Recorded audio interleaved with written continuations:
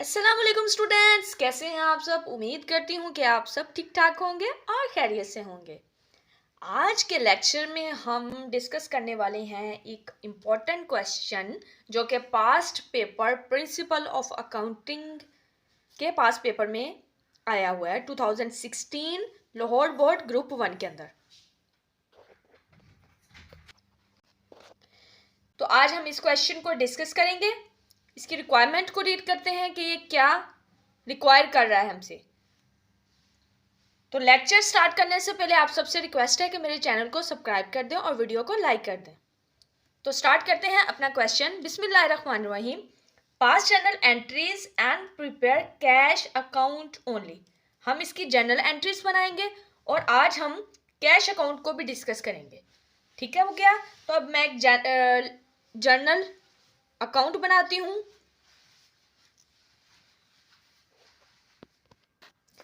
जी, तो मैंने journal draw कर लिया है। डेट, यहाँ पर हमारी डिटेल्स एंड एक्सप्लेनेशंस होती हैं। Then GF, then debit, then credit. तो फर्स्ट हम अपनी ट्रांजैक्शन को रीड कर लेते हैं। Mister A started business with cash 5000। Mister A ने बिजनेस स्टार्ट किया है, उसने इन्वेस्ट किया है 5000 रुपी। तो हमारी कैश जोन सी है वो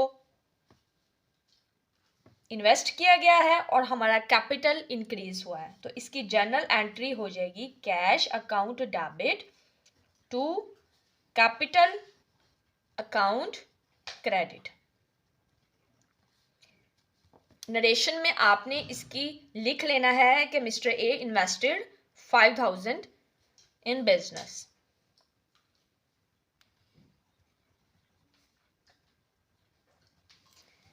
देन मैं अपनी सेकेंड ट्रांजैक्शन को रीड करूंगी।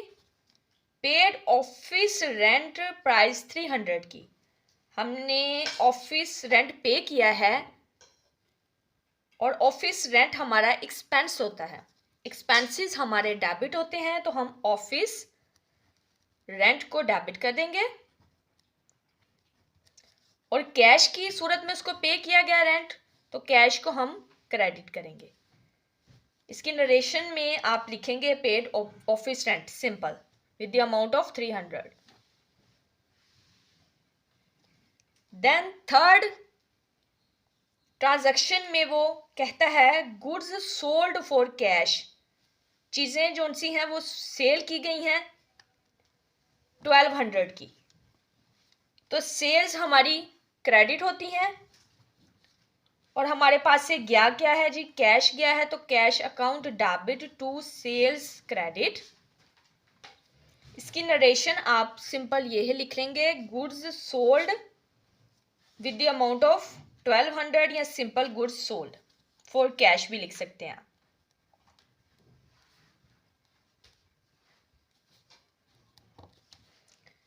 नेक्स्ट फोर्थ ट्रांजैक्शन में वो कहता है cash received from B. B से कैश रिसीव किया है 350 रुपी एंड डिस्काउंट अलाउड 50 और उसको 50 रुपी का डिस्काउंट दिया है।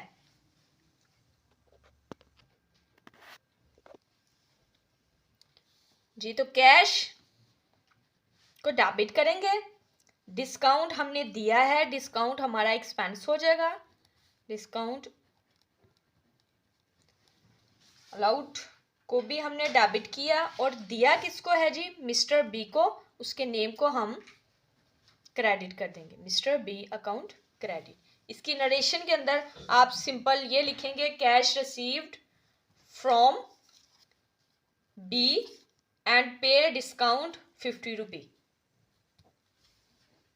कैश 350 रुपी की थी, डिस्काउंट 50 रुपी का है और टोटल हमने 400 रुपी मिस्टर बी को से जो सा है वो रुपी की कैश थी, डिस्काउंट 50 का और मिस्टर बी के अंदर हम क्रेडिट करेंगे 400 अमाउंट को, इन दोनों को प्लस करके। तो स्टूडेंट्स अब हम अपना बना लेते हैं कैश अकाउंट, क्योंकि हमारी क्वेश्चन की रिक्वायरमेंट यही है कि हम एक कैश अकाउंट बनाएं। First of all general entries बनाएं और देन फिर हम उसका कैश अकाउंट बनाएं। ये आप देखें स्टूडेंट्स, छोटा सा एक क्वेश्चन है, बहुत ही इजी, जो कि पेपर में आया हुआ है और मोस्टली हमने देखा है कि क्वेश्चन बार बार रिपीट होते हैं, सिर्फ उसकी अमाउंट्स डिफरेंट हो जाती हैं। तो आपने आज का लेक्चर इसलिए फोकस होके लेना है। तो अब मैं बनाती हूँ कैश अकाउंट लेते हैं और उसका स्पेसिमन किस तरह से बनेगा वो भी मैं आपके साथ डिस्कस करती हूँ। फर्स्ट ऑफ ऑल हमने डेट का कॉलम बनाना है, ठीक हो गया।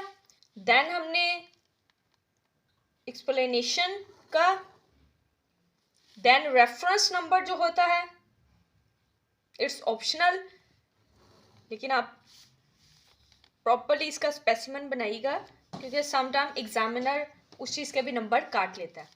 और देन हम अमाउंट का कॉलम बनाएंगे। देन अगेन फिर हम डेट का कॉलम बनाएंगे। देन हम फिर again explanation, then reference number और then amount. Date, explanation,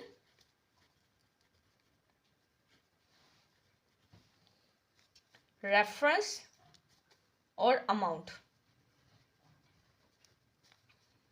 date basically ये इसकी डेबिट साइड है, एक्सप्लेनेशन,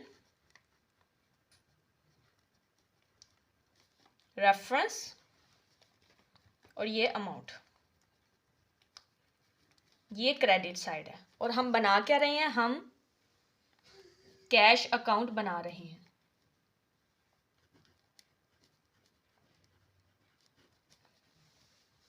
अब हम अपनी जो सी जर्नल एंट्रीज हमने बनाई हैं उनको देखते हैं और उसी के हिसाब से हम अकाउंट्स की पोस्टिंग कैश अकाउंट के अंदर करते हैं। जी, तो हम कैश का अकाउंट बना रहे हैं। जो भी जिस भी अकाउंट का हम लेजर अकाउंट बनाते हैं, बेसिकली वो कैश अकाउंट लेजर अकाउंट को कह रहा है, ठीक है। तो हम लेजर अकाउंट बना रहे हैं कैश का। हम जिस भी अकाउंट का लेजर अकाउंट बनाते हैं उसमें उसको खुद डिस्कस नहीं करते, उसकी नेचर को फॉलो करते हैं। कैश है तो कैश अकाउंट में हम कैश का नेम नहीं लिखेंगे, कैश के ऑपोजिट अकाउंट को मेंशन करेंगे। तो कैश के ऑपोजिट है कैपिटल। कैश हमारी डेबिट है तो हम कैश लेजर, जो कैश का लेजर हम बना रहे हैं उसमें कैपिटल को हम डेबिट साइड पर ही लिखेंगे 5000 रुपये के साथ।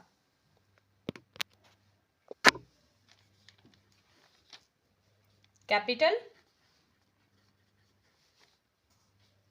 अमाउंट कितनी है जी, 5000 की, ठीक हो गया। देन सेकेंड एंट्री में भी कैश मेंशन है, कैश हमारा क्रेडिट हो रहा है। कैश के ऑपोजिट ऑफिस सप्लाईज या सॉरी ऑफिस रेंट है, तो हम इधर कैश क्रेडिट हो रहा है तो ऑफिस रेंट को भी हम क्रेडिट साइड पर मेंशन करेंगे with the amount of 300। Rent 300 रुपये के साथ। देन थर्ड जर्नल एंट्री को देखते हैं हम। थर्ड जर्नल एंट्री में कैश टू सेल्स हमने जर्नल एंट्री की थी, इसमें कैश डेबिट हो रहा है तो सेल्स को हम कैश के लेजर अकाउंट में डेबिट साइड पर ही लिखेंगे। अमाउंट आएगी जी 1200 रुपये की।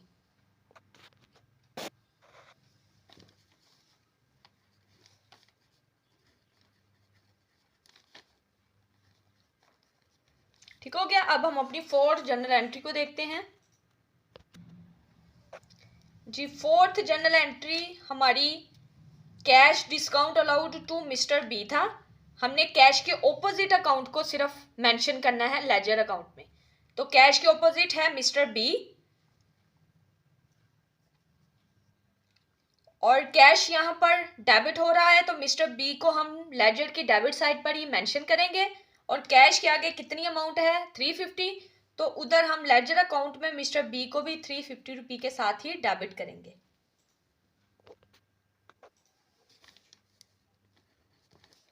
मिस्टर बी 350 रुपीज़ के साथ डेबिट साइड पर ही हमने लिख लिया। अब हम इस वाली साइड का टोटल करेंगे और देन इस वाली साइड का टोटल करेंगे।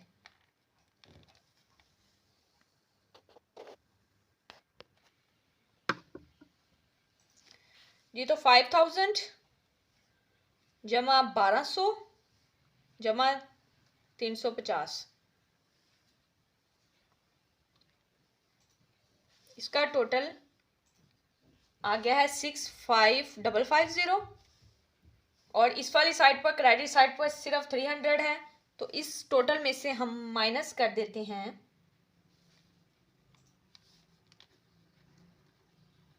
जो साइड बड़ी होगी ना उसका टोटल दोनों साइडों पर लिख देना है। और इसमें से माइनस कर देंगे हम 300 रुपये को।